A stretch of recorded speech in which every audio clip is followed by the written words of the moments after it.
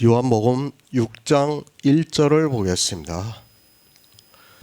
그 후에 예수께서 갈릴리 바다 곧 디베랴 바다 건너편으로 가시매. 요한복음 5장입니다. 저는 말씀을 풀어가면서 정말 놀라운 하나님의 은혜를 받을 수 있었다고 믿고 있습니다. 주님께서는 우리가 어떻게 영생을 얻을 수 있는가를 아주 자세하게 유대인들에게 말씀을 하셨습니다. 그러나 이 말씀을 이 시대를 살아가고 있는 우리 이방인들에게 하고 있는 말씀이라는 것을 또한 우리는 바로 알고 있어야 합니다. 안식일입니다. 율법을 지키는 데 있어서 거의 모든 율법이 이 안식일에 지켜진다 해도 별로 틀리지가 않습니다. 그래서 하나님께서도 안식일을 거룩하게 지키라고 말씀을 하셨고, 그 의미는 우리가 예수 그리스도를 믿음으로 그의 안식에 들어가는 것을 말씀하고 있습니다. 유대인들입니다. 그들은 성경을 문자 그대로 보았습니다. 그것을 사도 바울은 갈라디아에서 이 세상 초등학문이라고 말씀을 하고 있습니다.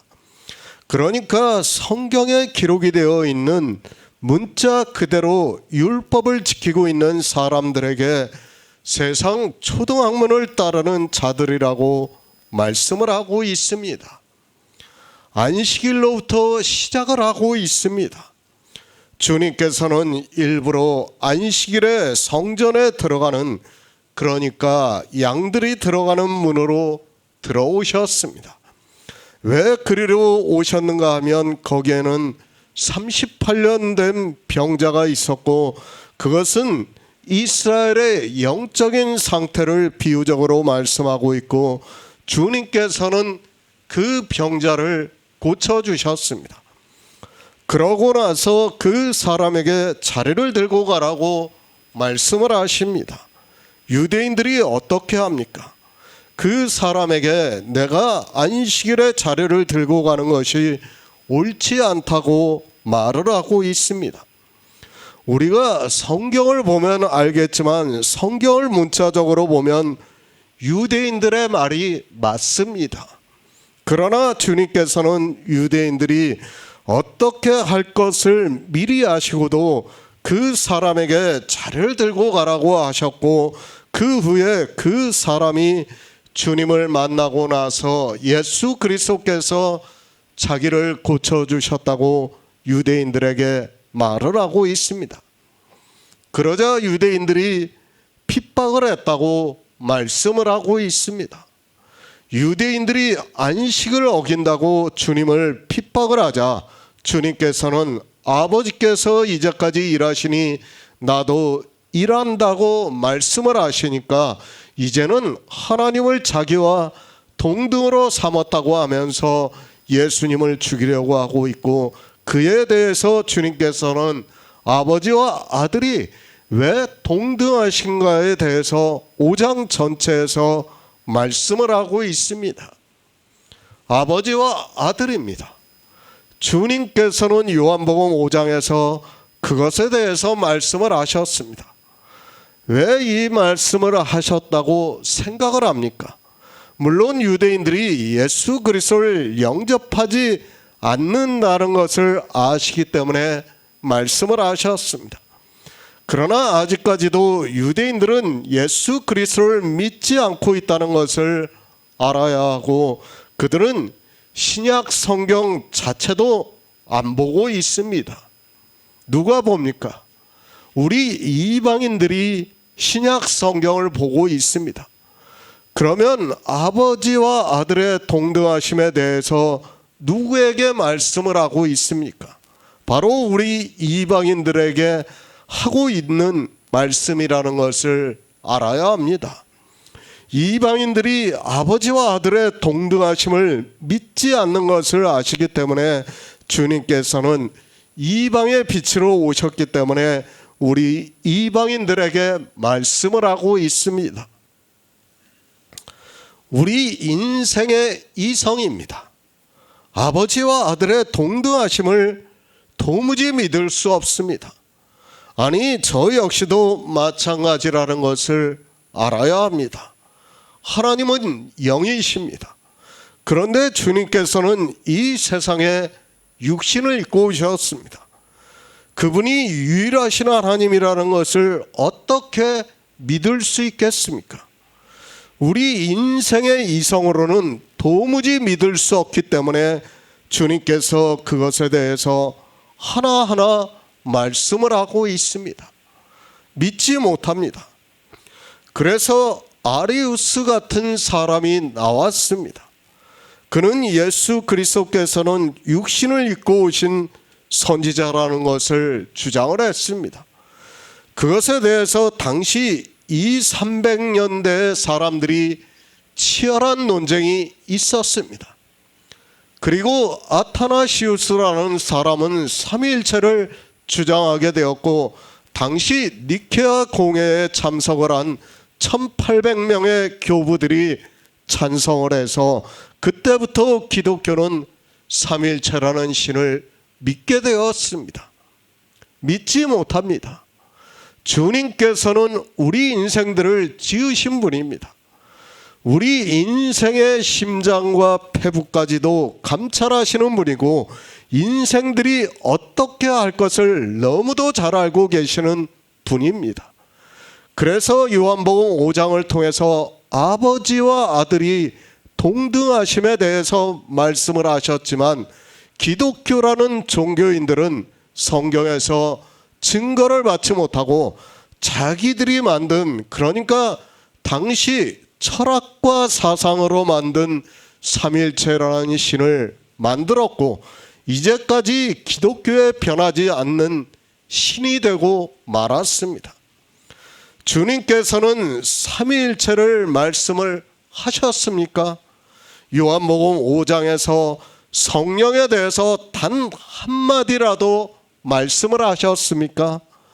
다시 말씀드리지만 요한복음 5장은 아버지와 아들의 동등하심에 대해서 말씀을 하고 있습니다. 우리 인생들이 도무지 믿지 못할 것을 아시지만 후에 성령을 보내심으로 해서 진리로 인도함을 받는 성도들이 믿을 수 있게 아버지와 아들의 동등하심에 대해서 말씀을 하고 있습니다. 우리 성도는 믿습니다. 그리고 유일하신 하나님을 믿고 있습니다. 주님께서도 유일하신 하나님을 말씀을 하고 있습니다. 저는 누가 저에게 위해를 가하고 설령 죽인다 해도 삼위일체를 믿을 수 없습니다. 그것은 하나님이 아니라 사람들이 만든, 그러니까 이방의 종교가 만든 신이라는 것을 알아야 합니다. 유일하신 하나님입니다. 주님께서도 그렇게 말씀을 하셨습니다. 그리고 성경을 기록한 선지자들이나 사도들 역시 유일하신 하나님을, 그리고 홀로 한 분이신 하나님을 말씀을 하고 있습니다. 인생의 이성으로 이해가 안 된다고 해서 아버지와 아들의 동등하심을 믿지 못한다면 그는 주님께서 요한복음 5장에서 말씀을 하신 말씀에 대해서 반대를 하고 있는 사람이라는 것을 알아야 합니다.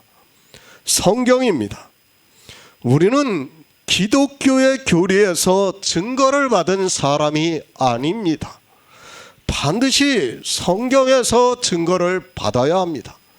그러나 기독교라는 종교는 성경보다는 자기들의 종교에서 세운 교리에서 증거를 받고 있고, 그 교리에 맞추어서 성경을 보고 있습니다.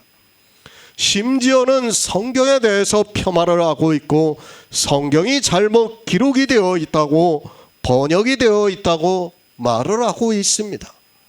성경을 보시기 바랍니다. 주님께서 말씀을 하십니다.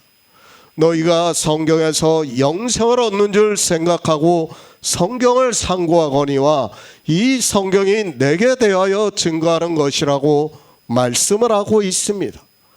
그러나 너희가 영생을 얻기 위해서 내게 오기를 원하지 아니한다고 말씀을 하고 있습니다. 이 말씀 그대로입니다. 이 시대 기독교인들을 보면 주님의 말씀이 그대로 이루어지고 있는 것을 볼 수 있습니다. 성경에서 증거를 받아서 예수 그리스도를 믿어야 하는데 성경에서 증거를 받지 못하니까 예수 그리스도를 믿을 수 없고, 그런 우리 이방인들에게 너희가 내게 오기를 원하지 않는다고 말씀을 하고 있습니다. 누가 유일하신 하나님을 믿습니까? 누가 아버지와 아들의 동등하심을 믿고 있습니까?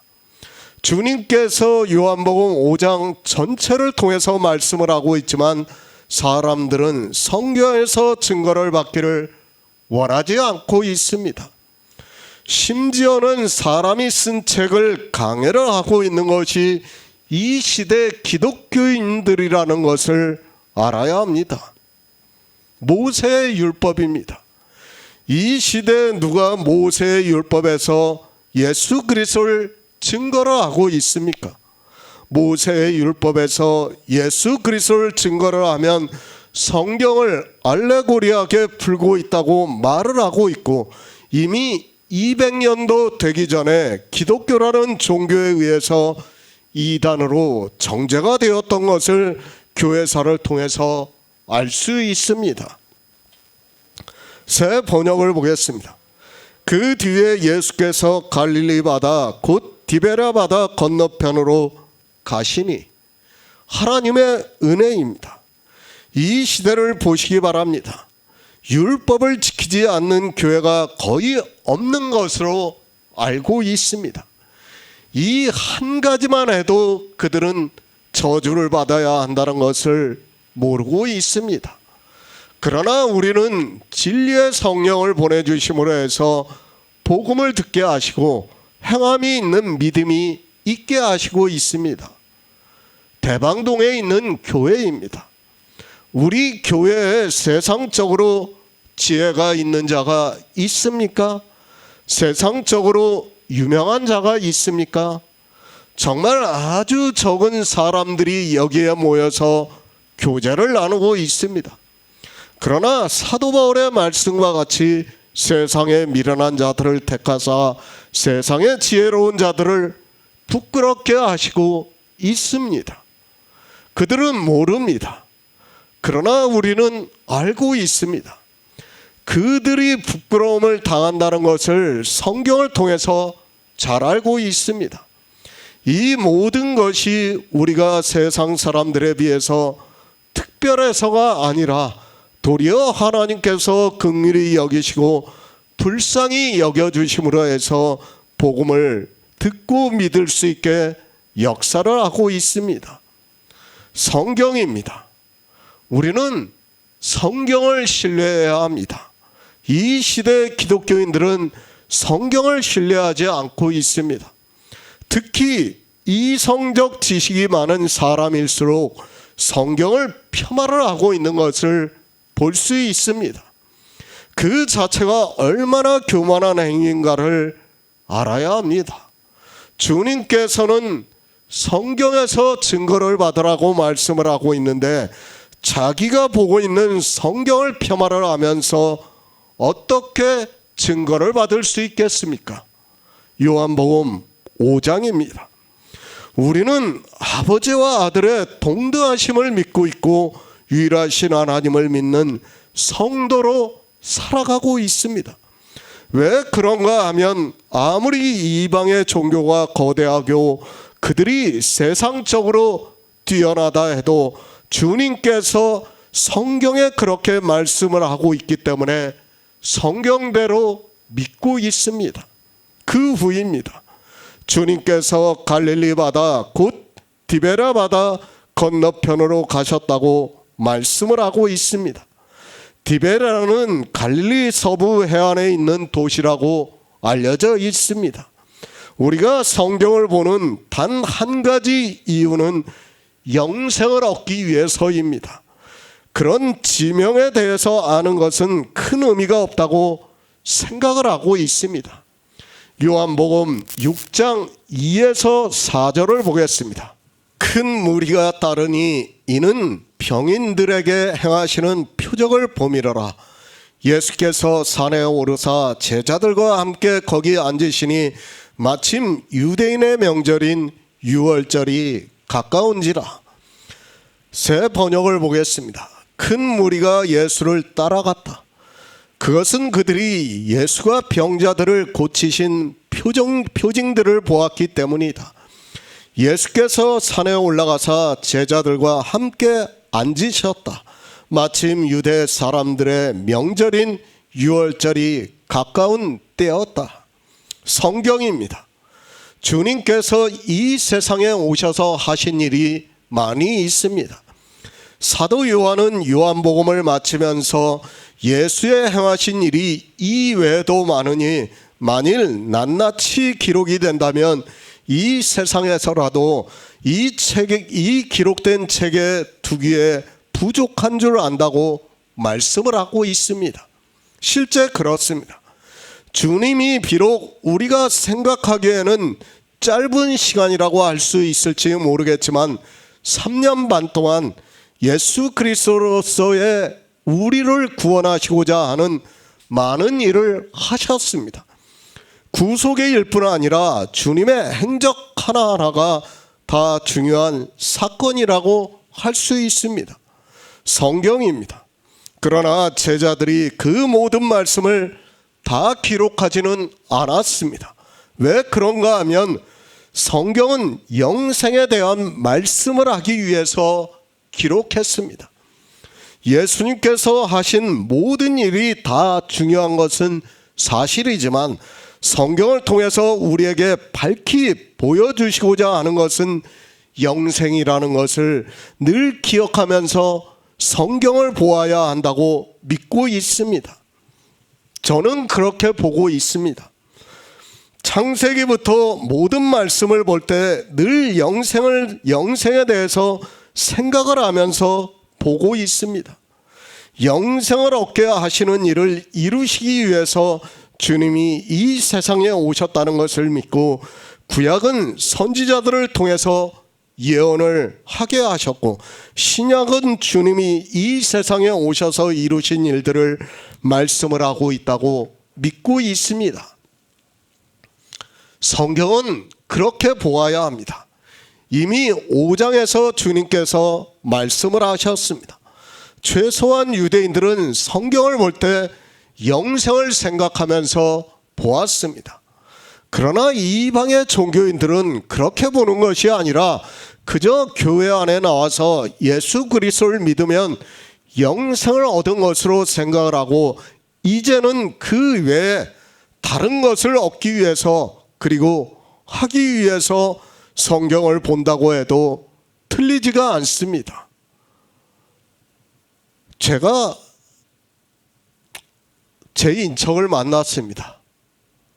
뭐라고 하냐? 다른 사람들하고 대화를 하는데 자기가 교회 다닌다고 그래요. 그러면서 교회에서 이런 여러 가지 봉사를 한대요. 그거 얼마나 웃기는 얘기입니까? 성경을 왜 보는지를 모르는 거예요. 왜 예수 그리스도를 믿는지를 모르고 있어요. 우리는 교회에서 봉사를 하기 위해서 예수 그리스도를 믿는 사람들이 아니에요. 뭘 위해서 예수 그리스도를 믿습니까? 영생이에요, 영생. 영생을 얻기 위해서 믿고 있는데 사람들은 자기의 겸손의 모양을 나타나기 위해서 그렇게 얘기를 하고 있어요. 그것이 얼마나 잘못된 이야기라는 것을 모르고 아무렇지도 않게 말을 하고 있습니다. 참 안타깝습니다. 영생입니다. 유대인들은 성경을 그렇게 보았습니다. 하지만 이방인들은 자기들이 영생을 얻은 것으로 알고 성경을 보고 있습니다. 사실 이 한 가지만 보아도 유대인들이 더 성경적으로 살았다는 것을 알아야 합니다. 유대교가 있습니다. 그리고 기독교가 있습니다. 성경은 물론 이 두 종교를 두 짐승으로 말씀을 하고 있습니다. 그러나 한 가지 분명한 사실은 그래도 유대인들은 하나님을 향한 마음이 더 진실하지 않았나 생각하고 있습니다. 이방인들은 사도들이 죽은 후에는 너무도 급속하게 타락의 길로 갔다는 것을 교회사나 그들이 지금 하고 있는 행위들을 보면 쉽게 알 수 있습니다. 그들은 영생을 사모했습니다. 그리고 메시아를 기다리고 있었다는 것을 알 수 있습니다. 당시 시대적인 배경도 있습니다. 북이스라엘이 아수르의 멸망을 당하고 난 후부터는 사실 이스라엘이라는 나라는 외세에 의해서 자주 침략을 받았고 하나님을 믿는 것조차 어려웠던 역사를 지니고 있는 것을 볼 수 있습니다. 그런 그들입니다. 세례 요한이 나타나서 세례를 주면서 예수 그리스도를 나타내는 일을 했습니다. 그리고 이제 주님이 나타나셨다고 성경은 말씀하고 있습니다.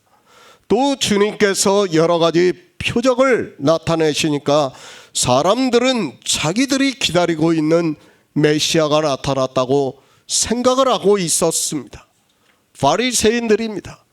그리고 제사장과 서기관과 율법주의에 깊이 빠져 있는 유대인들은 예수 그리스도께서 나타나셔서 여러 가지 표적을 보이셨지만 그래도 그들은 주님을 영접하지 않았습니다. 왜 영접하지 않았는가 하면 나다나엘의 말에서도 알 수 있듯이 나사렛에서 무슨 선한 것이 날 수 있느냐는 성경적인 증거를 받고 있었기 때문입니다. 베들레헴입니다. 미가 선지자를 통해서 하나님께서는 메시아가 베들레헴에서 나타난다는 것을 말씀을 했습니다. 물론 주님은 베들레헴에서 태어나셨습니다. 그러나 동방 박사들이 별을 보고 메시아가 오셨다는 것을 이야기를 하자 헤롯이 죽이려고 했고 하나님께서는 요셉과 마리아에게 애굽으로 가 있으라고 말씀을 하셔서 그리로 갔다가 갈릴리로 왔습니다. 그래서 나다나엘도 그렇게 말을 했습니다. 나사렛에서 무슨 메시아가 오겠느냐고 말을 하고 있습니다. 주님께서 갈릴리에서 사셨다는 것을 사람들은 다 알고 있습니다. 그래서 더욱 성경을 연구를 하는 사람들은 믿지를 않았습니다. 그러나 일반 백성들은 세례 요한이 나타나서 세례를 받고 또 주님께서도 직접 표적을 행하시는 것을 보고 메시아라고 믿었습니다. 큰 무리가 따랐다고 말씀을 하고 있습니다. 왜 큰 무리가 따랐는가 하면 병인들에게 행하시는 표적을 보았다고 말씀을 하고 있습니다. 세상에는 언제나 병자들이 많습니다. 그런데 그 병자들을 주님께서 고쳐주시는 것을 보았다면 사람들은 당연히 주님을 따르게 되어 있습니다. 지금도 마찬가지입니다. 이 시대 큰 교회에 병자가 고쳤다고 하면 사람들이 다 그리로 몰려가는 것을 볼 수 있습니다. 그러나 이 시대는 하나님께서 병자를 고쳐주는 그런 이 시대가 아니라는 것을 우리는 바로 알고 있어야 합니다. 성경을 알아야 합니다. 성경이 다 기록이 되기 전하고 성경이 다 기록이 된 후에는 이제 전혀 다르다는 것을 알아야 합니다. 성경이 기록이 되기 전에는 우리에게 영생에 대해서 가르쳐주고 믿게 하기 위해서 여러 가지 표적들이 나타날 수 있습니다. 그러나 이제 성경이 다 기록이 되고 난 후에는 성경에서 증거를 받으면 된다는 것을 믿어야 합니다. 주님께서 병자들을 고쳐주셨습니다. 제가 그것을 부정하는 것이 절대로 아닙니다. 저는 실제로 주님께서 육체의 병이 든 사람들을 고쳐주셨다고 믿고 있습니다. 그러므로 해서 지금 사도 요한도 병자들을 많이 고쳐주심으로 해서 많은 사람들이 주님을 따랐다고 말씀을 하고 있습니다. 주님께서 부활을 하시고 하늘에 올라가셨습니다. 그리고 제자들이 복음을 전파했습니다. 그때도 제자들을 통해서 많은 표적들이 나타났습니다. 왜 표적이 나타났습니까? 아직 성경이 다 기록이 되지 않았습니다. 우리가 성경을 기록된 연대를 보면 서기 30년 이후부터입니다. 그리고 그 성경이 다 이 합쳐지기 시작한 게 서기 300년이 넘어서예요. 그러다 보니까 그 이전에는 표적과 기사가 많이 나타날 수밖에 없었습니다. 물론 성경을 필사를 했습니다. 그래서 성경이 많은 사람들에게 전해진 것도 사실입니다. 그런데 성경이 전해지기 시작을 했고 또 여러 나라의 언어로 번역이 되고 있는 이 시대는 병자가 고쳐지는 그런 일은 없다는 것을 알아야 합니다. 굳이 그렇게 하지 않아도 우리는 성경을 통해서 충분히 예수 그리스도를 증거를 받을 수 있고 영생을 얻을 수 있기 때문입니다. 예수 그리스도를 믿습니까? 다른 것 생각하지 마시기 바랍니다. 주님께서도 우리에게 말씀을 하고 있습니다. 영생을 얻기 위해서 우리가 예수 그리스도를 믿는 것이지 그 외에 어느 것으로도 예수 그리스도를 믿는 이유를 삼아서는 안 됩니다. 그런데 이 시대는 병을 고치기 위해서 믿고 있는 사람들이 있고 병자들이 병으로 인하여 연약해지면 교회 안에 있는 사람들은 그들을 미혹해서 마치 병을 고칠 수 있는 것으로 이야기를 하고 있고 그들이 교회 안에 들어오고 있습니다. 암병이 들었습니다. 그것을 고치면 뭐합니까? 제가 냉정하다고 생각하지 마시기 바랍니다. 저는 저에게 지금 암병이 있어서 죽어야 한다면 그대로 받아들일 수 있습니다. 이 시대에 비록 복음을 전하는 사람이 없다 해도 저 혼자서 복음을 전한다 해도 그런 것이 제가 병을 나아야 할 이유가 되지 못합니다. 하나님입니다. 제가 아니면 복음을 못 전하십니까? 저는 그렇게 생각하지 않고 있습니다. 하나님께서는 제가 죽으면 저보다 복음을 더 잘 전할 사람을 세우실 것이라고 믿고 있습니다. 영생을 얻는 성도라면 하나님께서 하시는 일을 믿어야 합니다. 제가 무엇입니까? 아니 사도 바울이라도 마찬가지입니다. 그가 더 오래 산다고 해서 복음이 더 많이 전파되는 것이 아니라는 것을 알아야 합니다. 하나님께서는 영생에 있어서는 당신이 하시고자 하는 대로 하신다는 것을 믿어야 합니다. 그리고 우리 인생은 육체로 주어지는 모든 것을 그대로 받아들이는 것이 하나님을 믿는 성도의 믿음이라고 저는 믿고 있습니다. 레위기 23장 5절을 보겠습니다. 구약성경 181쪽입니다. 레위기 23장 5절입니다. 정월 14일 저녁은 여호와의 유월절이요. 이사야 1장 14절을 보겠습니다. 구약성경 968쪽입니다. 이사야 1장 14절입니다.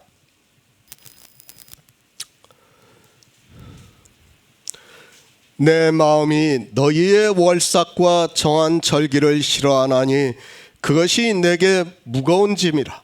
내가 지기에 곤비하였느니라. 이스라엘입니다.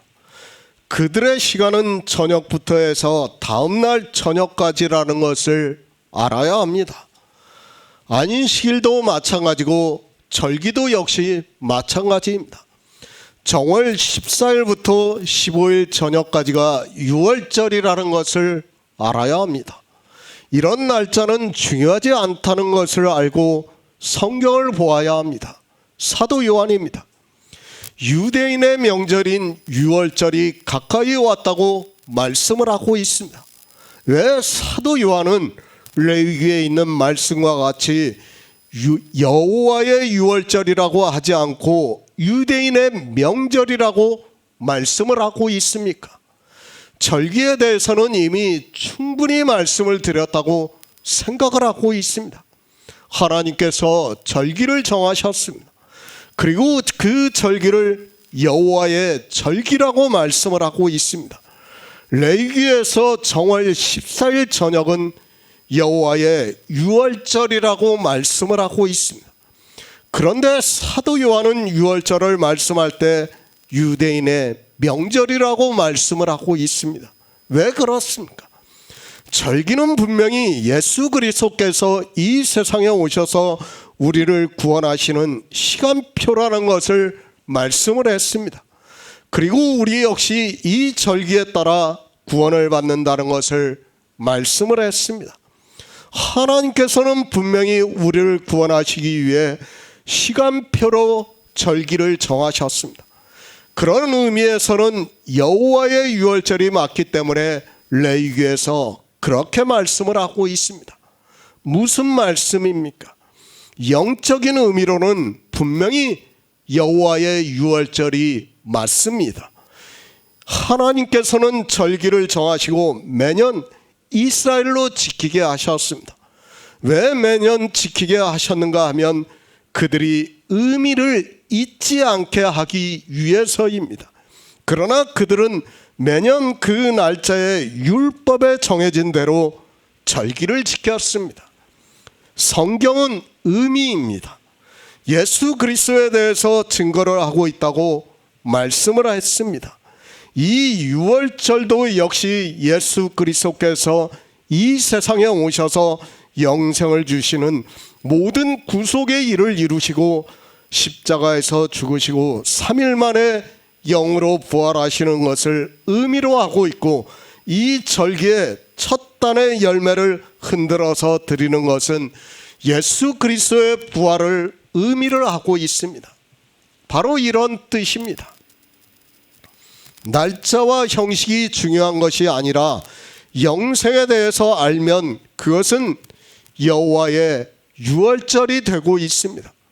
그러나 이스라엘은 날짜와 형식이 중요시했고 그 의미는 전혀 모르고 유월절을 지키는 일에 열심을 냈던 것을 우리가 성경을 통해서 충분히 알 수 있습니다. 유대인들입니다. 그들은 하나님이 정하신 절기의 의미를 아는 것에는 지혜가 없었습니다. 그리고 어떻게 했습니까? 그 날짜를 철저하게 지키고 있었고 또 유월절에 해야 하는 일을 형식에 맞추어서 성경에 기록이 되어 있는 문자 그대로 하는 것에 열심을 냈습니다. 그것을 이사야 선지자가 말씀을 하고 있습니다. 내 마음이 너희의 월삭과 정한 절기를 싫어하나니 그것이 내게 무거운 짐이라 내가 지기에 곤비하였다고 말씀을 하고 있습니다. 왜 이 말씀을 하고 있는가 하면 하나님께서 절기를 정하셨을 때는 영생에 대해서 알게 하기 위해서 절기를 정하셨습니다. 그런데 어떻게 했습니까? 그들은 주님이 이 세상에 오셔서 유월절에 어린 양으로 죽으시고 3일 만에 부활하셔서 부활의 첫 열매로 드려진다는 것을 몰랐습니다. 그리고 이스라엘 역시 유월절을 먹을 때 그들은 어린 양이 무엇인지, 무교병이 무엇인지, 쓴나물이 무엇인지, 왜 지팡이를 짚고 급히 먹으라고 하셨는지에 대한 의미를 전혀 몰랐습니다. 날짜와 형식입니다. 그것을 따르고 있는 이스라엘이 절기를 지키는 것을 보시고 하나님께서는 이사야 선지자를 통해서 내 마음이 너희의 정한 월삭과 정한 절기를 싫어하나니 이스라엘이 정한 절기를 싫어한다는 말씀입니다. 그것이 내게 무거운 짐이라 내가 지기에 곤비하였다고 말씀을 하고 있습니다. 여호와의 유월절입니다. 그런데 그 유월절이 어떻게 되었습니까? 유대인의 명절인 유월절이 되고 말았다고 말씀을 하고 있습니다. 성경에서 말씀하고 있는 의미를 모르고 날짜와 형식에 맞추어서 하고 있다면 그것은 아무 의미가 없는 그저 사람의 명절이 되고 만다는 것을 말씀을 하고 있습니다. 사도 바울이 말씀을 하고 있습니다. 이러므로 우리가 명절을 지키되 묵은 누룩도 말고 괴악하고 악독한 누룩도 말고 오직 순전함과 진실함에 누룩 없는 떡으로 하자고 말씀을 하고 있습니다. 그러니까 율법을 지키지 말고 성경에서 예수 그리스도에 대해서 증거를 받자고 말씀을 하고 있습니다. 그런데 유대인은 어떻게 했습니까? 묵은 누룩으로 했습니다. 괴악하고 악독한 누룩으로 했습니다. 사도 요한이 왜 유월절을 말씀을 하면서 유대인의 명절인 유월절이라고 하는가를 우리가 바로 알아야 합니다. 하나님께서는 영생을 얻게 하기 위해서 절기를 정하셨는데 유대인들은 그 의미를 모르고 명절에 율법을 지키는 일에 열심을 냈습니다. 지금은 어떻습니까? 이것도 아니고 저것도 아닙니다. 이 시대는 성경은 아무 쓸모가 없습니다. 자기들이 정해서 하고 싶으면 하고 하기 싫으면 하지 않고 있습니다.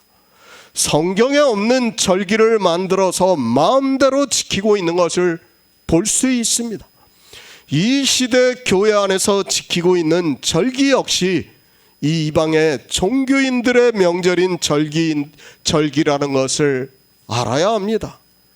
그래도 유대인들입니다. 그들은 성경대로 하려고 했습니다. 그런데 이 시대는 성경대로도 하지 않고 있습니다. 이 시대 어느 교회에서는 유월절을 지키고 있습니다. 역시 날짜를 따르고 있는 것을 볼 수 있습니다. 자기들은 누룩이 없는 떡을 먹는다고 하지만 그들은 아주 심한 율법주의에 빠져 있는 것을 모르고 있습니다. 명절입니다. 우리는 이 시대 명절을 지켜야 합니다. 우리 성도의 명절이라고 할 수 있습니다. 그것은 날짜가 있는 것도 아니고 형식이 있는 것도 아닙니다. 그리고 율법의 행위가 있는 것도 아닙니다. 오직 순전함과 진실함에 누룩 없는 떡으로 하자고 말씀을 하고 있습니다. 그러니까 성경에서 예수 그리스도에 대해서 증거를 받고 있다고 말씀을 하고 있습니다. 주님께서 이 세상에 오셨습니다. 이스라엘은 유대교가 되어 있었다는 것을 가르쳐주고 있는 말씀입니다. 그래서 사도 요한은 유대인의 명절인 유월절이 가까운지라 라고 말씀을 하고 있습니다. 날짜와 형식에 맞추어서 하고 있는 행위를 유대인의 명절이라고 말씀을 하고 있습니다. 기독교인의 명절이 있습니다. 이 시대도 날짜와 형식에 맞추어서 하고 있는 명절이 많이 있는 것을 볼 수 있습니다. 성경에도 없는 부활절을 지키고 있고 추수감사절을 지키고 있고 성탄절을 지키고 있습니다. 그리고 맥추절을 지키고 있고 또 자기들이 만든 여러 가지 절기들을 지키고 있습니다. 이 모든 것이 다 기독교인들의 명절의 절기라는 것을 알아야 합니다. 교회에서 나온 달력을 보시기 바랍니다. 아마 거의 매주가 절기로 정해져 있을 거예요. 그 정도로 절기를 많이 만들어 놨어요. 그러면서도 모르고 있습니다. 자기들이 무슨 짓을 하고 있는지를 전혀 모르고 있습니다. 영생을 얻고 싶습니까? 하나님께서 이사야 선지자에게 말씀을 하고 있습니다. 싫어한다고 말씀을 하고 있고 내가 지기가 곤비해졌다고 말씀을 하고 있습니다. 이렇게 날짜와 형식에 맞추어서 율법으로 행하고 있는 모든 행위를 하나님께서 싫어한다고 분명하게 말씀을 하고 있는데도 하나님께서 싫어하시는 일을 열심을 내서 하고 있습니다. 갈라디아서 4장 10에서 11절을 보겠습니다. 신약성경 306쪽입니다. 갈라디아서 4장 10에서 11절입니다. 너희가 날과 달과 절기와 해를 삼가 지키니 내가 너희를 위하여 수고한 것이 헛될까 두려워하노라. 더 이상 무슨 말씀이 필요합니까? 성경의 문자적으로도 이렇게 말씀을 하고 있습니다. 사도 바울이 갈라디아에 있는 교회에 복음을 전했습니다. 그런데 사도 바울이 다른 곳으로 가자 유대에 있는 거짓 형제가 와서 날과 달과 절기와 해를 삼가 지키고 있는 것을 알고 내가 너희를 위하여 수고한 것이 헛될까 두려워한다고 말씀을 하고 있습니다. 그러니까 내가 너희에게 복음을 전했는데 헛된 일을 한 것이 되고 말았다는 말씀을 하고 있습니다. 날입니다. 안식일과 주일이 날입니다. 달입니다. 월삭을 지킨다고 하고 있습니다. 절기입니다. 제가 이 시대 교회 안에서 지키고 있는 절기를 다 이야기를 할 수 없을 정도로 매 주일이 거의 절기로 지켜지고 있는 것으로 알고 있습니다. 그리고 해입니다. 매년 마지막 날에는 세상 사람들과 같은 의미를 가지고 있는 송구영신 예배를 드리고 있습니다. 성경이 안 보입니까? 사도 바울이 이렇게 문자적으로까지 명확하게 말씀을 하고 있는데도 이 시대는 너무 겁이 없습니다. 내가 너희에게 전한 복음이 헛될까 한다는 말씀은 너희가 구원을 받을 수 없다는 말씀을 하고 있는 것입니다. 그런데도 이 모든 것을 다 하고 있습니다. 다른 복음입니다. 율법을 지키고 있는 상태에서 예수 그리스도를 믿는다고 하는 것이 바로 다른 복음이라는 것을 알아야 합니다. 유대인들은 율법주의니까 그럴 수 있다고 생각을 하고 있습니다. 그러나 이 이방인들은 율법과 아무 상관이 없는데도 율법을 지키는 일에 열심을 내고 있습니다. 주일입니까? 성경에 누가 주일을 지켰다고 말씀을 하고 있습니까? 주님께서는 유대인들이 안식일을 지키는 것을 책망하시기 위해서 안식일의 병자를 고쳐주시고 그 사람에게 자리를 들고 가라고 말씀을 하셨습니다. 그런데 예수 그리스도를 믿는다고 하는 사람들이 어느 교회는 안식일을 지키고 있고 어느 교회는 주일이라는 날을 지키고 있습니다. 다릅니까? 안식일과 주일이 다릅니까? 초등학생이라면 다르다고 할 수 있습니다. 그런데 박사학위까지 받았다고 하면서 박사 가운을 입고 있는 그들이 그것이 다르다고 말을 하고 있습니다. 이미 초기 교회에 벌써 이런 사람이 들어왔다는 것을 사도 바울이 가르쳐주고 있는 말씀입니다. 이방의 종교입니다. 날과 달과 절기와 해를 삼가 지키고 있습니다. 과연 그들이 구원을 받을 수 있다고 생각을 하고 있습니까?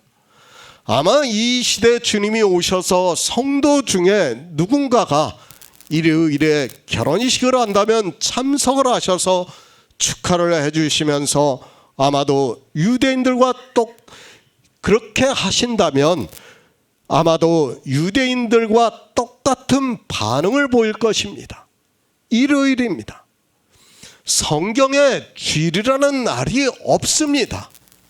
그 날을 지키는 그 자체가 복음을 헛되게 하는 것이라고 말씀을 하고 있습니다. 하나님께서는 절기를 정하셨을 때는 그 절기가 의미를 하고 있는 예수 그리스도께서 이 세상에 오셔서 이루시는 구속의 일을 알게 하시려고 정하셨는데, 이 시대 종교인들 역시 유대인들과 같이 자기들의 명절을 만들어서 지키고 있습니다. 두려워하는 마음이 없습니다. 아무 감각이 없이 지키고 있습니다. 사도 바울이 문자적으로 이렇게 두려워한다고 말씀을 하고 있는데, 종교인들은 자기들의 명절을 아주 즐겁게 축제를 즐기고 있는 것을 볼 수 있습니다. 영생의 일입니다. 우리 인생의 이성으로는 먹을 수 없기 때문에 단단한 식물이라고 말씀을 하고 있습니다. 우리가 아무리 지혜롭다고 해도 받아들일 수 없기 때문에 단단한 식물이라는 말씀입니다. 사실 앞에서 말씀을 드린 아버지와 아들이 동등하시다는 것을 어떻게 받아들일 수 있겠습니까? 유일하신 하나님을 믿습니다. 그런데 아버지와 아들이 동등하시다고 주님께서 말씀을 하고 있습니다. 사도 바울은 그는 근본 하나님의 본체시나 하나님과 동등됨을 취할 것으로 여기지 아니하셨다고 말씀을 하고 있습니다. 이 말씀이 사람의 이성으로 받아들여집니까? 받아들이는 사람이 더 이상한 사람입니다. 그렇지 않습니까? 이것을 어떻게 받아들일 수 있고 이해할 수가 있겠습니까? 도무지 안 되는 일이라는 것을 알아야 합니다. 어느 누구도 설명할 수 없는 말씀입니다. 그러나 진리의 성령이 우리에게 오시면 성경에서 증거를 받음으로 해서 이 말씀이 믿음으로 역사를 해서 우리가 유일하신 하나님을 믿을 수 있다는 말씀입니다. 무슨 말씀인가 하면 아버지와 아들의 동등하심을 우리가 요한복음 5장에서 봤어요. 봤어도 인생의 이성으로는 이해가 안 돼요. 그걸 이해한다고 하는 사람은 더 이상한 사람이에요. 뭐예요? 성경에서 증거를 받았기 때문에 성령이 오시면 어떻게 하겠다는 거예요? 믿음으로 역사를 해주는 거예요. 믿어지는 거예요. 우리는 다른 사람들은 절대로 믿어지지가 않지만 우리는 성경에 기록이 되어 있기 때문에 그 말씀이 믿어진다는 거예요. 예? 바로 이 말씀이에요. 우리가 이해를 한다는 게 아닙니다. 예? 그것을 바로 알아야 돼요. 예? 우리가 어떻게 이해를 합니까? 그거를 절대 이해할 수 없어요. 다만 성경에서 그렇게 증거를 받았기 때문에 성령이 오시면 우리 안에서 믿음으로 역사를 하는 거예요. 유대인의 명절입니다. 기독교인의 명절이 있습니다. 성경을 모르면서 성경에서 말씀을 하고 있는 의미를 모르면서 예수 그리스도를 믿는다는 것은 축복이 아니라 저주라는 것을 알아야 합니다. 마찬가지입니다. 이 시대 기독교인들 역시 마찬가지입니다. 제가 이런 말씀을 드리면 그들이 저를 비난하고 저를 핍박할 수 있지만 역시 배나 지옥 자식이 되게 만들고 있다는 것을 알아야 합니다. 주님께서 그렇게 말씀하신 것이지 제가 그렇게 주장하는 것이 아닙니다. 성경 말씀입니다. 저는 성경에서 주님이 말씀을 하신 그대로 하고 있습니다. 물론 주님께서는 당시 유대인들에게 말씀을 하셨지만 계속해서 말씀을 하고 있지만 신약 성경을 누가 보고 있는가 하면 이방의 기독교인들이 보고 있다는 것을 알아야 합니다. 그러면 그 말씀을 누구에게 하고 있는 말씀인가 하면 이 시대 기독교인들에게 하고 있는 말씀이라는 것을 알아야 합니다. 요한복음 6장 5에서 6절을 보겠습니다. 예수께서 눈을 들어 큰 무리가 자기에게로 오는 것을 보시고 빌립에게 이르시되 우리가 어디서 떡을 싸서 이 사람들로 먹게 하겠느냐 하시니, 이렇게 말씀하시면 친히 어떻게 하실 것을 아시고 빌립을 시험고자 하심이라. 새 번역을 보겠습니다. 예수께서 눈을 들어서 큰 무리가 자기에게로 모여드는 것을 보시고 빌립에게 말씀하셨다. 우리가 어디 가서 빵을 사다가 이 사람들을 먹이겠느냐. 예수께서는 빌립을 시험해 보시고자 이렇게 말씀하신 것이었다. 예수께서는 자기가 하실 일을 잘 알고 계셨던 것이다. 성경입니다. 우리에게 영생에 대해서 말씀하고 있습니다. 주님께서 이 세상에 오셔서 보이신 모든 표적도 역시 마찬가지라고 믿고 있습니다.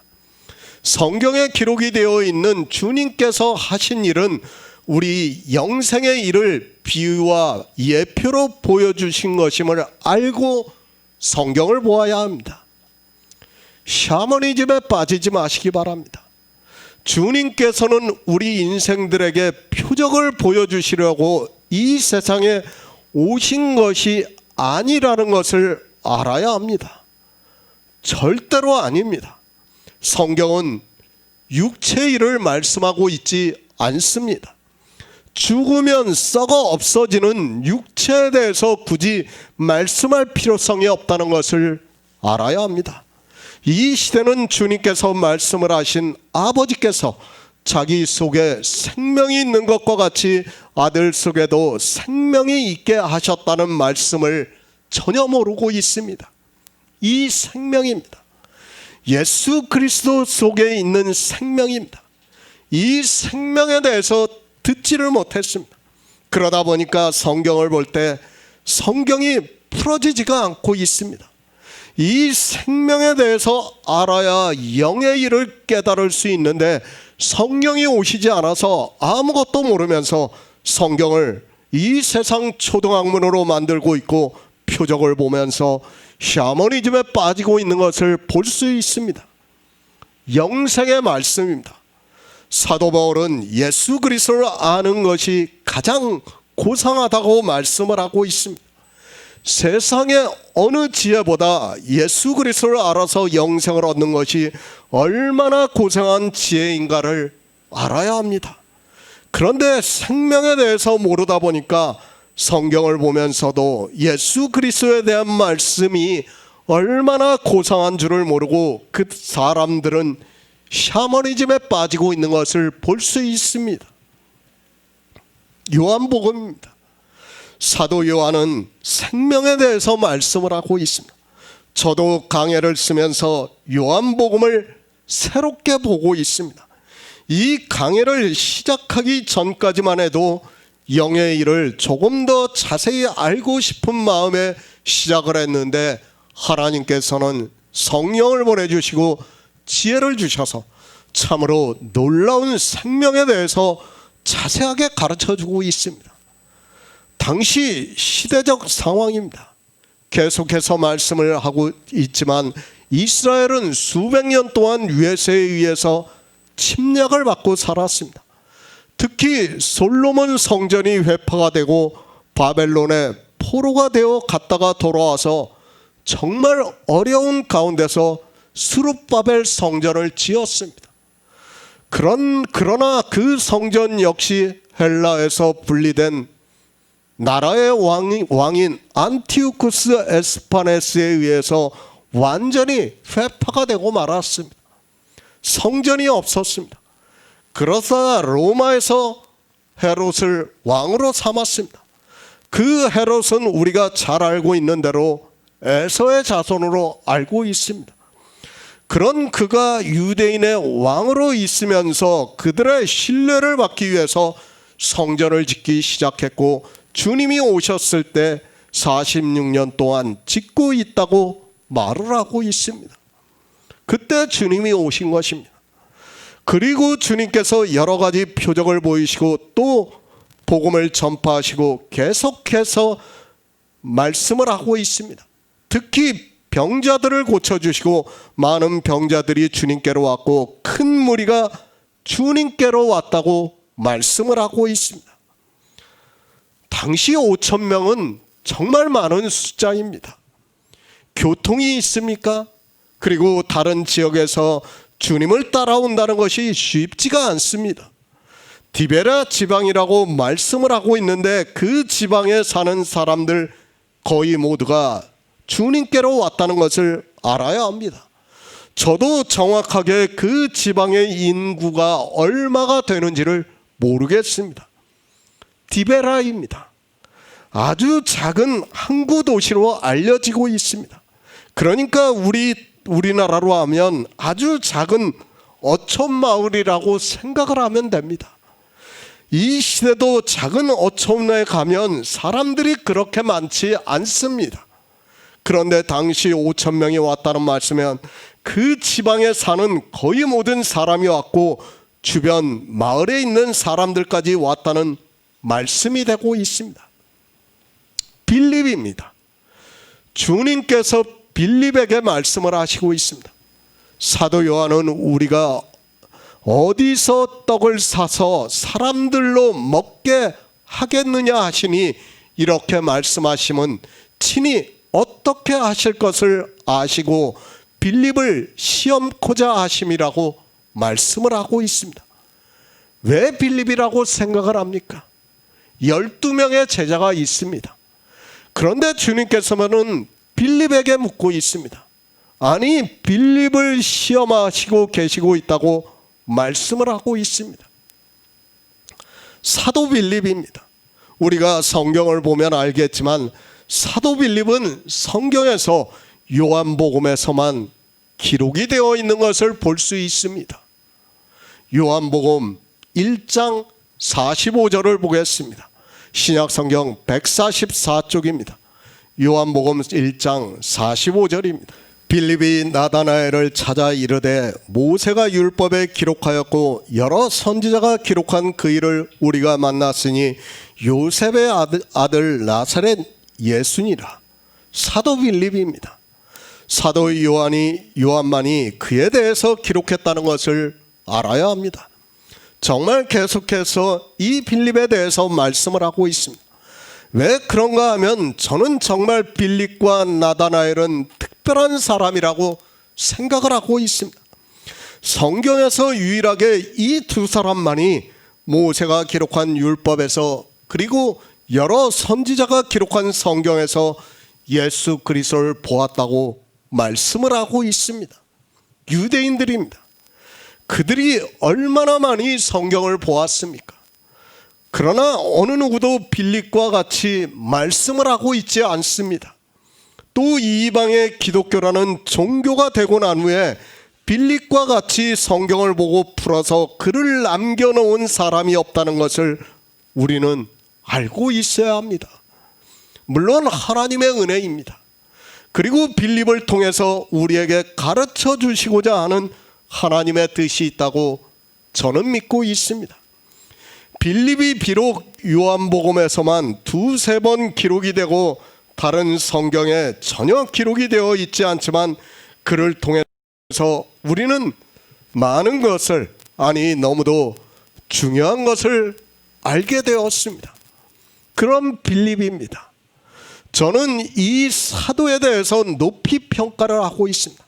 물론 영생을 얻는 것에 있어서는 우리 성도나 사도 빌립이나 같은 상을 받는다는 것은 분명한 사실입니다. 그러나 유대인들이나 이방인들 어느 누구도 빌립과 같이 성경을 본 사람이 없었다는 것을 말씀을 하고 있습니다. 물론 다른 선지자들도 하나님께서 지혜를 주셔서 예수 그리스도에 대해서 증거를 받았다는 것에 있어서는 의심을 하지 않습니다. 사도들입니다. 우리가 잘 알고 있듯이 베드로나 사도 요한은 어부로 살았던 것으로 알고 있습니다. 그리고 마태는 세리라는 것을 알고 있고 대부분 사도들 역시 그저 유대인들로 그 시대를 살아가고 있었고 주님께서 부르셔서 제자가 되었다는 것을 우리가 알고 있습니다.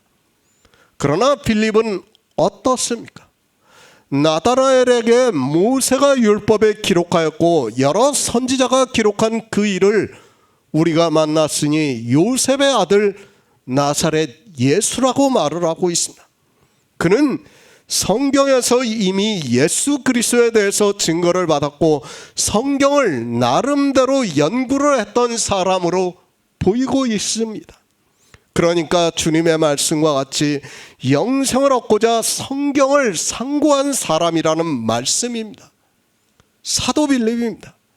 그 외에 알려진 것이 거의 없습니다. 후에 전승으로 내려오고 있는 것도 거의 없는 것으로 알고 있습니다. 후에 복음을 전하다가 순교를 한 것으로 전해지는 것이 거의 전부로 알고 있습니다. 어찌 되었던 사도 빌립은 주님이 오시자 가장 먼저 알아본 사람이라고 해도 틀리지가 않습니다. 그런 빌립입니다. 그래서 주님께서 빌립에게 이 질문을 하시지 않았나 생각을 하고 있습니다. 물론 제 개인적인 생각이지만 크게 중요하지 않다고 생각을 하고 있습니다. 주님께서는 그런 빌립에게 우리가 어디서 떡을 사서 이 사람들로 먹게 하겠느냐고 묻고 계십니다. 영생의 일입니다. 주님께서 이 세상에 오셔서 보이시는 모든 표적은 영생에 대해서 나타내시고 있다는 것을 알아야 합니다. 그런 의미로 보아야 합니다. 주님께서 빌립을 아시고 계십니다. 그리고 사도 요한도 빌립이 누구라는 것을 요한복음 1장에서 말씀을 하고 있습니다. 다른 사람은 모를 수 있습니다. 그러나 빌립은 알 수 있기 때문에 주님께서 지금 빌립에게 우리가 어디서 떡을 사서 이 사람들로 먹게 하겠느냐고 말씀을 하고 있습니다. 주님께서는 이미 당신이 어떻게 하실 것을 아시고 지금 빌립에게 묻고 있다고 말씀을 하고 있습니다. 시험코자. 이 단어의 의미는 시험하다, 시련하다, 유혹하다라는 헬라어의 의미를 가지고 있습니다. 그러나 우리는 성경을 바로 알아야 합니다. 이 헬라어의 의미를 아는 것으로 성경을 풀 수 있다고 생각하지 마시기 바랍니다. 사람들이 성경을 그렇게 보다가 스스로 오류에 빠지고 있는 것을 볼 수 있습니다. 헬라어입니까? 그 단어의 헬라어적인 뜻을 알고는 이 성경은 절대로 풀리지 않는다는 것을 알고 있어야 합니다. 지금 주님께서는 그런 시험을 하고 있는 것이 아니라는 것을 알아야 합니다. 만약에 그런 시험이라면 굳이 주님께서 빌립에게 이 말씀을 하실 필요가 없다는 것을 알아야 합니다. 창세기 14장 18절을 보겠습니다. 구약성경 17쪽입니다. 창세기 14장 18절입니다. 살렘 왕 멜기세덱이 떡과 포도주를 가지고 나왔으니 그는 지극히 높으신 하나님의 제사장이었더라. 신명기 28장 5절을 보겠습니다. 구약성경 304쪽입니다. 신명기 28장 5절입니다. 내 광주리와 떡반죽 그릇이 복을 받을 것이며. 시험입니다. 성경에서 많이 나오는 단어라는 것을 알고 있습니다. 그리고 특별한 단어를 쓸 수 없기 때문에 헬라어로 같은 단어를 사용한 것으로 생각이 되고 있습니다. 다른 시험이라는 단어와 여기서 말씀을 하고 있는 시험이라는 단어는 문장을 보면 약간 다르다는 것을 알 수 있습니다. 우리가 알고 있는 그런 시험이라는 단어로 이 말씀을 이해하기가 쉽지 않습니다. 그렇지 않습니까? 복음서를 보시기 바랍니다. 주님께서는 시험을 당하시기는 했어도 어느 누구도 시험을 하셨다는 말씀이 없습니다. 요한복음에서 단 한 번 빌립에게 시험코자 말씀을 하신다고 기록이 되어 있는 것을 볼 수 있습니다. 물론 같은 단어이기 때문에 같이 사용을 했지만 다른 이 시험과는 다르다는 것을 우리가 알고 있어야 합니다. 그러니까 성경에 시험이라고 나와 있는 다른 단어와는 지금 이 시험이라는 말씀하고는 다르다는 것을 알고 성경을 봐야 됩니다. 예수 그리스도입니다. 그분은 전지전능하신 하나님입니다. 굳이 빌립을 시험해 보실 필요가 있습니까? 주님은 우리 인생들의 마음의 생각까지도 다 알고 계시는 분이라는 것을 알아야 합니다. 아니, 빌립이 어떻게 대답할 것인가를 미리 알고 계시는 분이라는 것을 알아야 합니다. 미리 아시는 분인데 왜 굳이 시험을 합니까? 좀 이상하지 않습니까? 예? 주님은 빌립이 어떻게 대답할 것까지 다 알고 계시는 분이에요. 예? 지금 그 대답까지 다 아시고 묻고 있어요. 그런데 뭐하러 시험을 하십니까? 그런데 시험이라고 지금 성경은 기록이 되어 있습니다. 하나님입니다. 그분이 빌립의 생각을 모르시겠습니까? 아니, 빌립이 어떻게 대답을 할 거를 모르시고 지금 빌립을 시험하고 있습니까? 저는 절대로 아니라고 믿고 있습니다. 주님께서는 빌립이 다른 말씀에서와 같이 대답을 할 것을 아시고 그에게 우리가 어디서 떡을 사서 이 사람들로 먹게 하겠느냐고 말씀을 하고 있습니다. 사람들이 오해를 합니다. 왜 제가 문자의 단어를 보면 안 되는가를 계속해서 말씀을 하고 있습니다. 성경은 의미가 중요하지 그 단어를 아는 것은 아무 의미가 없다는 것을 알아야 합니다. 오히려 그런 단어의 뜻을 아는 것이 예수 그리스도께서 누구라는 것을 잊어버리게 만들고 있다는 것을 알아야 합니다. 그분은 유일하신 하나님입니다.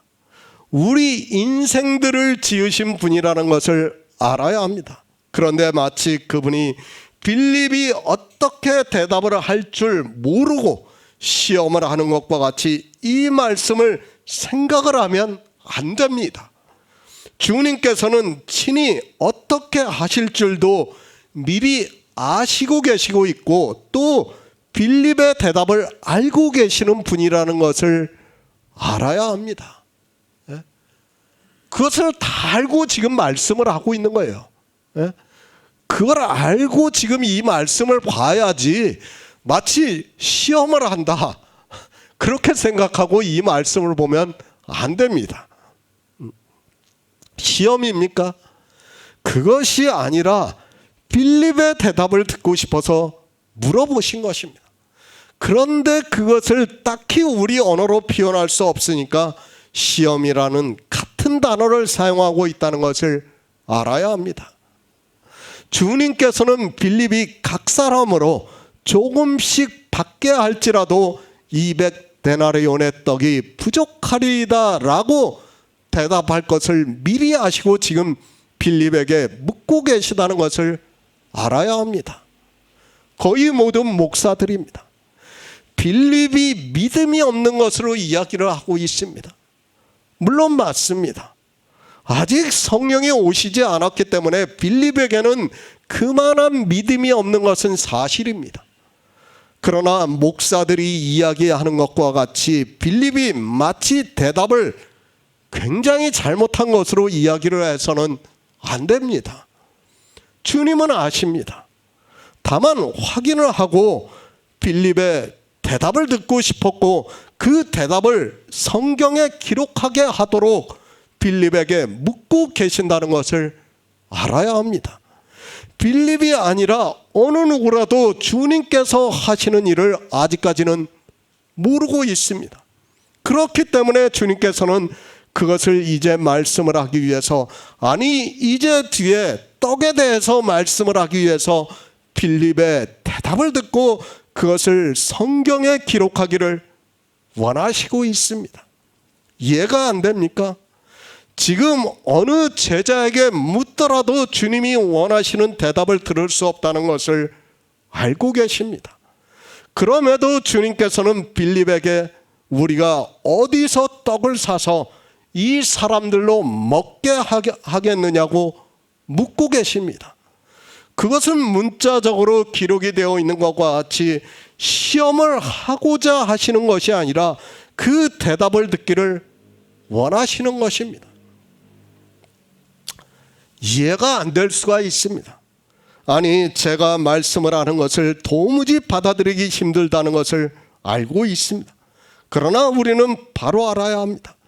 주님께서는 이 세상에 오셔서 어느 누구에게도 이런 시험을 하지 않았습니다. 아니, 하실 필요가 없다는 것을 알아야 합니다. 왜 하실 필요가 없습니까? 주님께서는 이미 빌립의 마음의 생각을 아시고 계시기 때문입니다.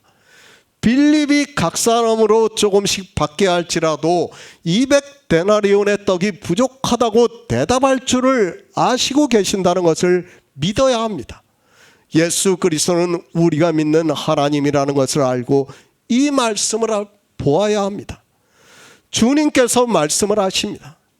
지금 육의 일을 말씀을 하는 것이 아니라 영의 일을 말씀하고 있다는 것을 알아야 합니다.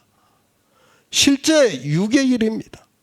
큰 무리가 주님께로 오고 있고 그것을 보고 주님께서는 빌립에게 이르시되 우리가 어디서 떡을 사서 이 사람들로 먹게 하겠느냐고 묻고 있습니다. 빌립의 대답입니다.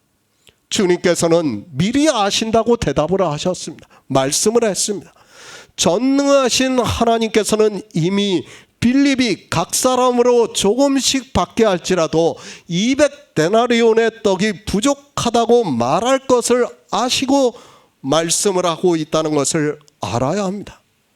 그렇지 않으면 이 성경은 이상할 수밖에 없습니다. 영의 일입니다.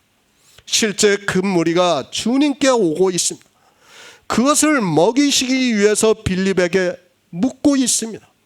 그것을 사도 요한은 빌립을 시험코자 하심이라고 말씀하고 있지만 주님께서는 빌립이 어떻게 대답할 것을 다 아시고 그 말씀을 듣기 위해서, 아니 성경에 기록하게 하기 위해서 말씀을 하고 있다고 생각을 해야 합니다.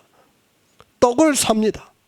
주님께서는 육의 떡을 통해서 영의 떡을 먹이시는 것을 보이시고자 하고 있습니다.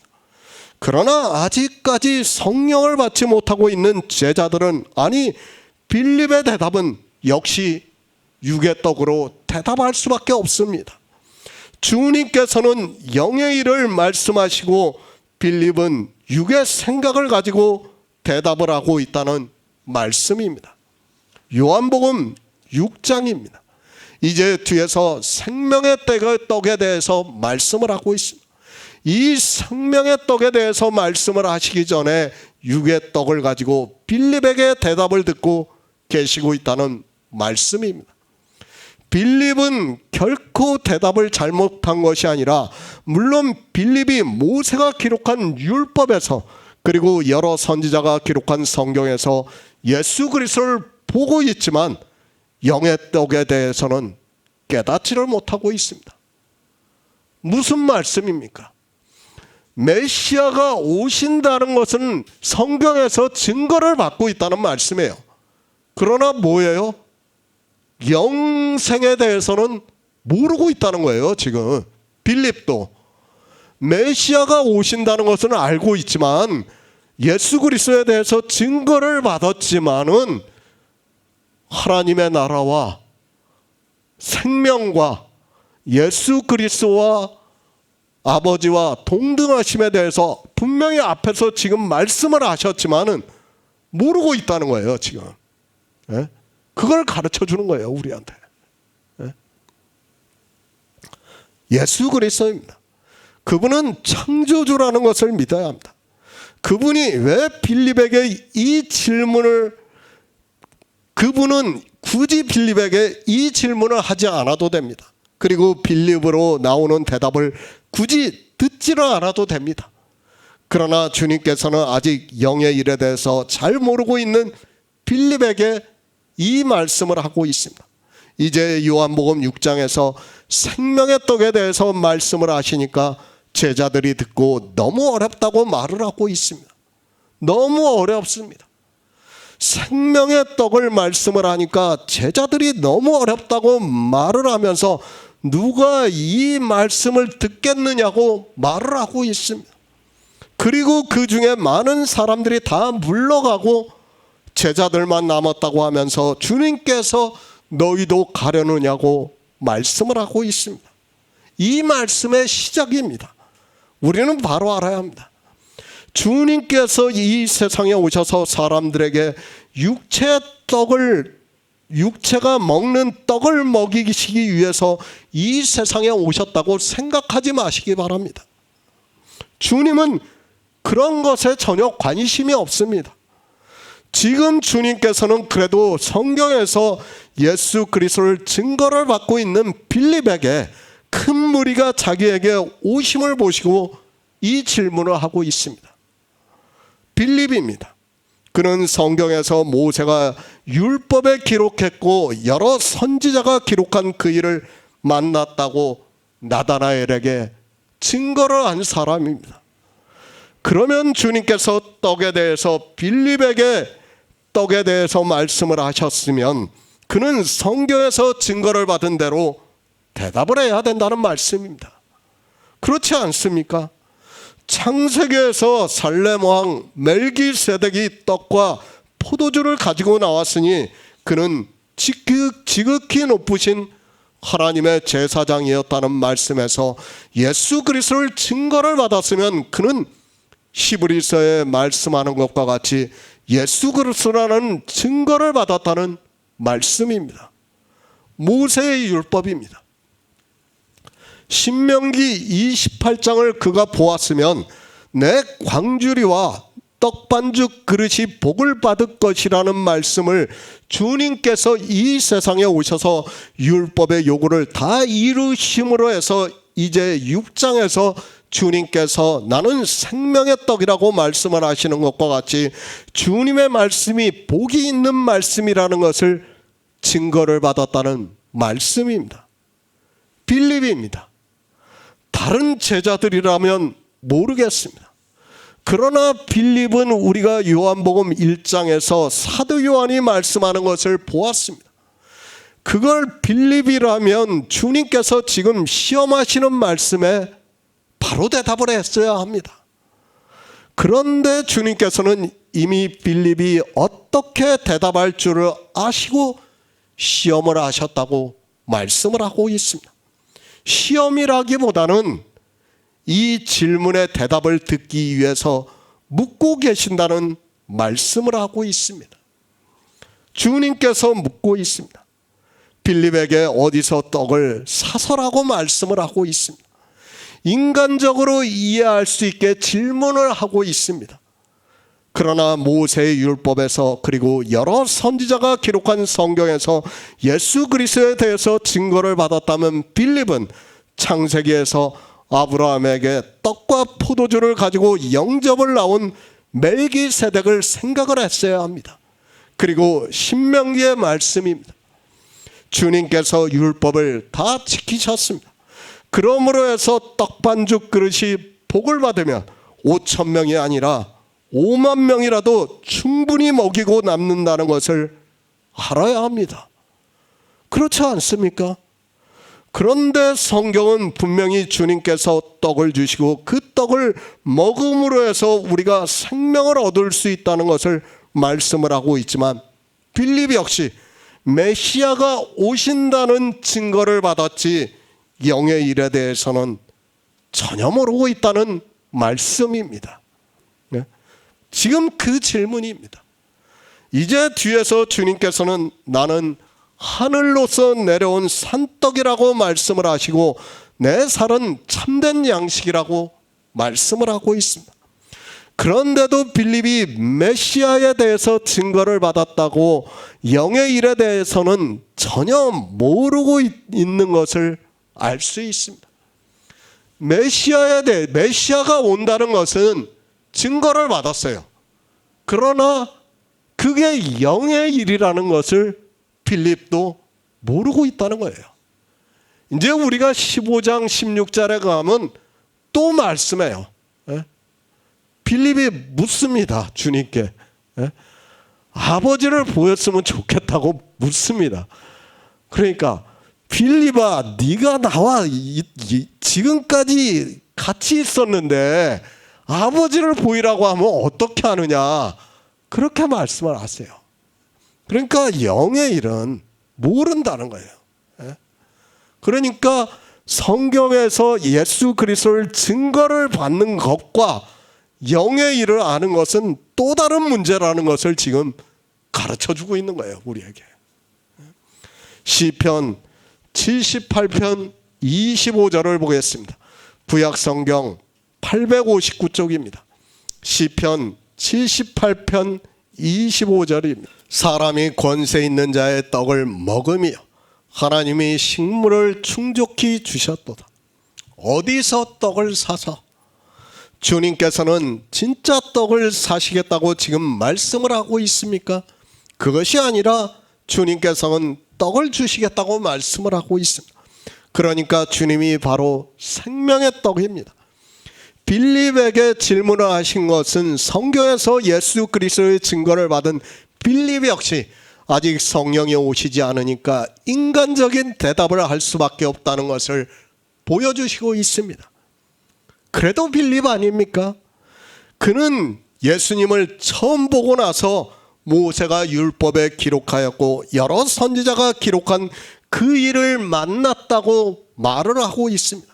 그렇다면 빌립은 주님께서 어디서 떡을 사서 이 사람들로 먹겠느냐고 말씀을 하셨을 때 주님께서 생명의 떡이라는 대답을 했어야 하는데 주님께서는 빌립이 어떻게 대답을 하실 것을 아시고 질문을 하셨습니다. 그러니까 아직 성령을 받지 못했으니까 떡을 계산을 하는 거예요. 200데나리온의 떡을 사서 먹이겠다고 계산을 하고 있다는 겁니다. 성령이 오시기 전입니다. 그가 비록 모세의 율법에서 그리고 여러 선지자가 기록한 성경에서 예수 그리스도에 대해서 증거를 받았다 해도 생명의 떡에 대해서, 그러니까 영의 일에 대해서는 모르고 있는 것을 볼 수 있습니다. 아니, 주님께서는 영의 떡을 말씀하고 있는데 빌립은 육체가 먹는 떡으로 대답을 하고 있습니다. 예수 그리스도입니다. 그분은 하나님이라는 것을 빌립과 나타나엘은 이미 성경에서 증거를 받은 사람입니다. 그러면 하나님께서는 못하실 일이 없다는 것을 알고 하나님께서는 생명을 주시기 위해서 이 세상에 오셨다는 것을 알고 있는데도 빌립은 지금 당장 보이는 육체의 떡으로 대답을 하고 있습니다. 주님께서는 당신이 주시겠다는 말씀입니다. 큰 무리가 주님께로 오고 있습니다. 그들이 5,000명이나 되는 무리지만 주님께서는 그들에게 떡을 주실 수 있는 분입니다. 하나님께서는 돌들로도 아브라함의 자손이 되게 하실 수 있는 분이라는 것을 말씀을 하고 있습니다.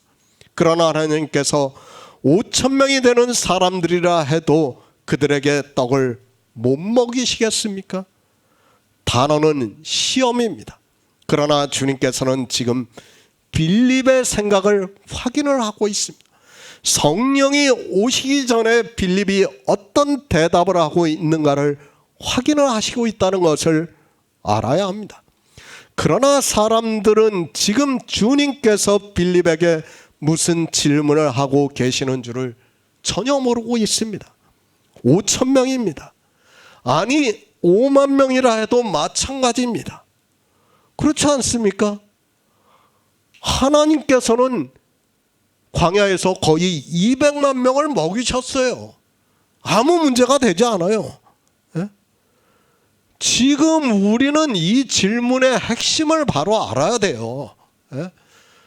주님은 이제 내가 생명의 떡이기 때문에 생명을 먹이시겠다는 거예요.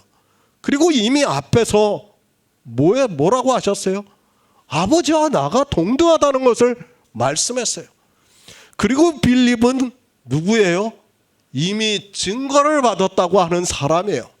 그런데도 성령이 오시지 않으니까 영의 일에 대해서 전혀 모르고 있다는 거예요. 지금 그저 메시아예요. 메시아.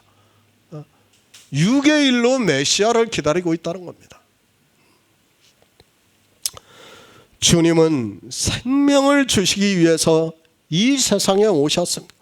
사람들에게 먹는 떡을 주기 위해서 이 세상에 오신 것이 아니라 생명을 주기 위해서 오셨습니다. 빌립은 누구보다도 주님께서 성경의 예언이 되신 메시아라는 것을 잘 알고 있는 사람입니다. 그래서 빌립에게 묻고 있습니다. 그가 생명의 떡에 대해서 알고 있는가를 묻고 있습니다. 아니, 주님께서는 확인을 해보시고 있습니다. 주님께서는 빌립이 성경에서 예수 그리스도에 대해서 증거를 받았다면 영의 일로 대답을 해야 되는데 성령이 오시지 않아서 그 역시 육의 일로 대답을 하고 있고 그것을 확인을 하고 있습니다. 어디서 삽니까? 어디서 살 필요가 없습니다. 주님께서는 생명의 떡이시기 때문에 어디서 살 필요가 없습니다. 그런데 빌립은 돈을 계산하고 있습니다. 주님께서는 그저 이 생명의 떡을 먹이시기 위해서 이 세상에 오셨습니다.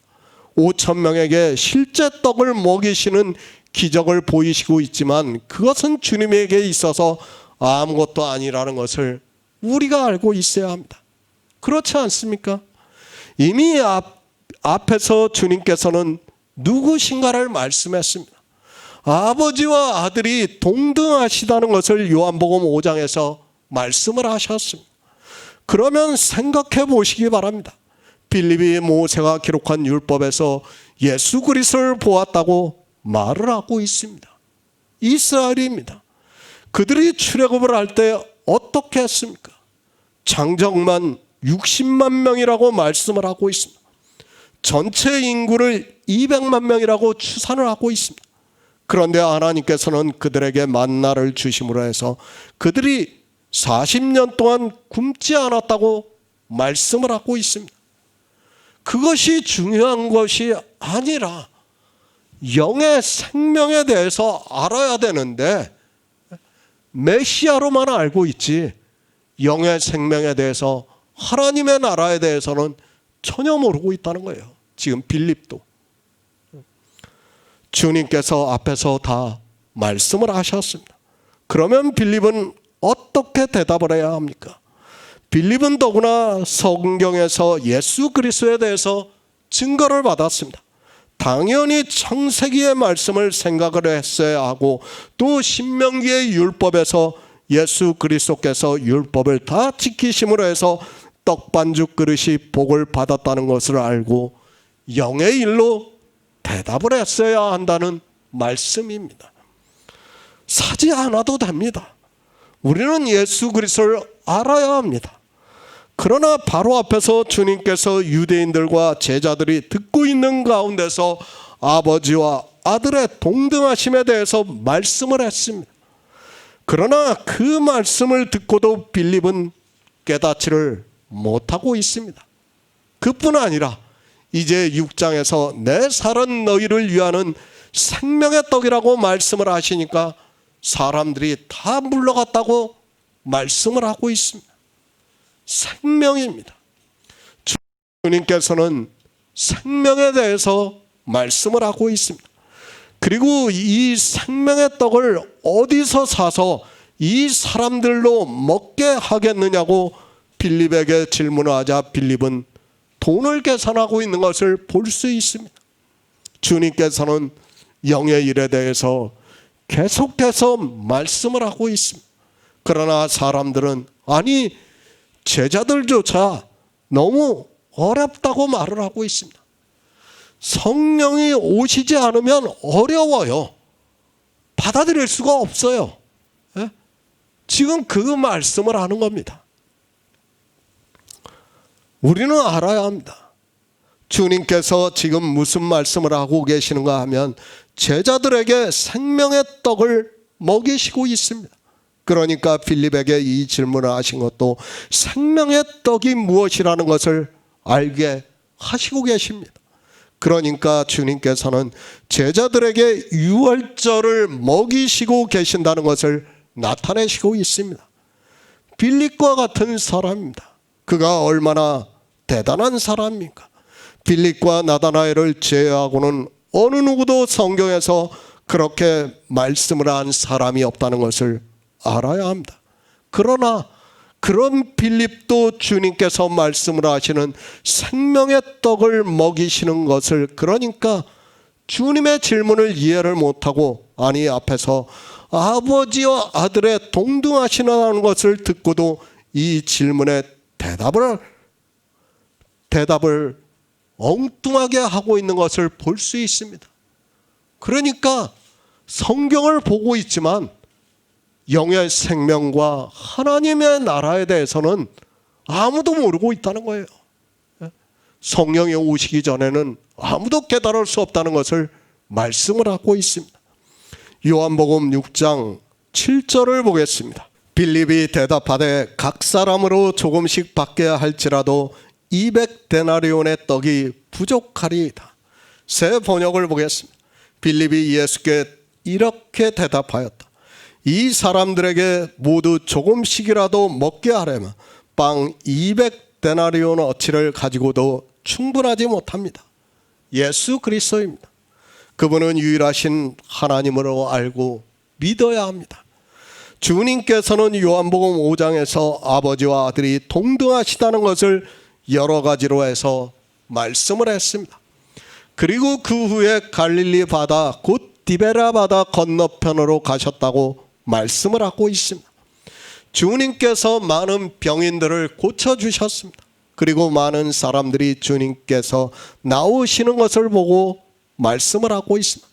눈을 들어 큰 무리가 자기에게로 오는 것을 보시고 빌립에게 이르시되 우리가 어디서 떡을 사서 이 사람들로 먹게 하겠느냐 하시니, 이렇게 말씀하시면 친히 어떻게 하실 것을 아시고 빌립을 시험코자 하심이라고 말씀을 하고 있습니다.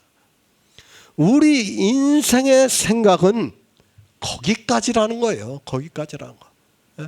아무리 성경을 보고 성경에서 예수 그리스도에 대해서 증거를 받고 아 저분이 예수 그리스도구나 하고 알아봤지만은 영의 생명에 대해서는, 하나님의 나라에 대해서는 전혀 모르고 있다는 거예요. 주님은 그것을 위해서 오셨는데 사람들은 모르고 있어요. 앞에서 말씀을 했는데도 모르고 있어요. 유일하신 하나님입니다. 주님께서는 이미 앞에서 아버지와 아들의 동등하심에 대해서 충분히 말씀을 하셨습니다. 이 말씀을 듣고 빌립이 주님께서 유일하신 하나님을 믿고 있었다면 빌립은 이렇게 대답을 하지 않고 영생에 대해서 물었을 것이지만 성령이 오시지 않은 빌립의 대답이 빤하다는 것을 가르쳐주고 있습니다. 인생입니다. 빌립도 역시 마찬가지라는 것을 알아야 합니다. 그가 비록 모세가 기록한 성경에서 그리고 여러 선지자가 기록한 성경에서 예수 그리스도에 대해서 증거를 받았지만 주님께서 유일하신 하나님이라는 것을 말씀을 해도 사람의 이성을 가지고 있는 빌립으로는 믿어지지가 않고 있습니다. 지금 주님의 제자들이에요. 주님이 말씀하는데도 믿어지지가 않는 거예요. 지금 아버지와 아들이 동등하시다는 것이 믿어졌다면 빌립은 분명히 다르게 대답을 했을 거예요. 그렇죠? 우리가 지금 이 말씀을 다 알고 있으면 만약 지금 주님이 우리에게 와서 물으신다면 주님이 생명의 떡이시지 않습니까? 대답을 할 수 있지 않습니까? 모른다는 거예요. 지금 그 질문입니다. 사도 요한은 빌립을 시험코자 이 질문을 하셨다고 말씀을 하고 있습니다. 그러나 주님께서는 빌립이 어떻게 대답을 할 것을 미리 아셨습니다. 그리고 성령이 오시기 전에 주님께서 아무리 말씀을 해도 믿음으로 역사를 하지 못한다는 것을 가르쳐주고 있는 말씀입니다.